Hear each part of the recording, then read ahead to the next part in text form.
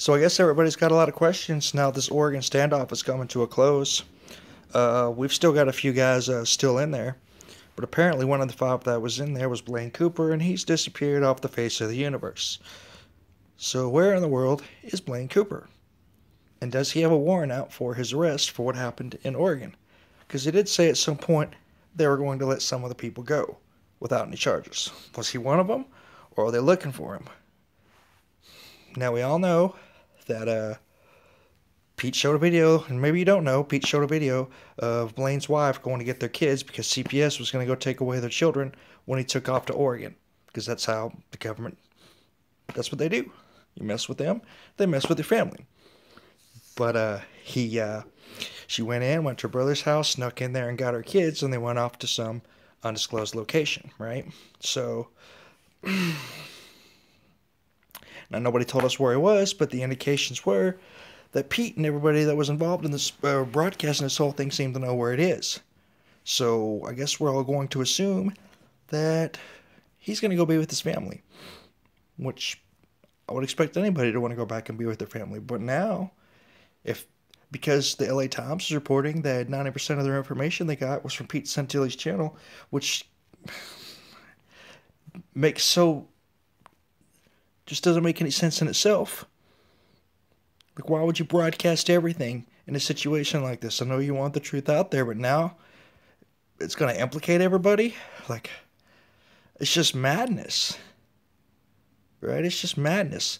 But it's so anyways, so does Pete and some of these other people know where his wife is? And if there's a warrant out for his arrest, are they going to go and tell Pete that if you don't tell us where he's going, that we're going to stack more charges against you?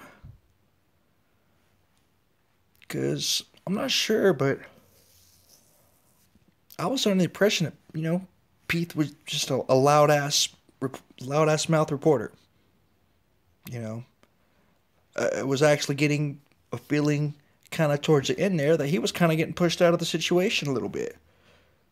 Because there'd be meetings going on where there'd be people tweeting and texting about what was going on, and Pete wasn't invited. So the fact that he's even there is kind of bizarre. And then, of course, where are the documents, right? They've been saying for days they were collecting all these documents. Heard the interview with Emma Bundy and the FBI. Said he had audio recording of a witness that could prove that the Bureau of Land Management started the fire that got the Hammonds put in prison twice for being arson terrorist. Who is the name of this gentleman? Where are these audio recordings? Where's the documents of this? Because it wasn't the whole thing originally about in the first place, about freeing the Hammonds. Where's the documents? They seem to have a whole bunch of other documents. Pete and Brandon Curtis were talking about putting them in offshore servers and making sure they were safe in case something happened to them. They're all in jail now, right? So what are they going to do with them now? Release them to the public, right? Where's the documents?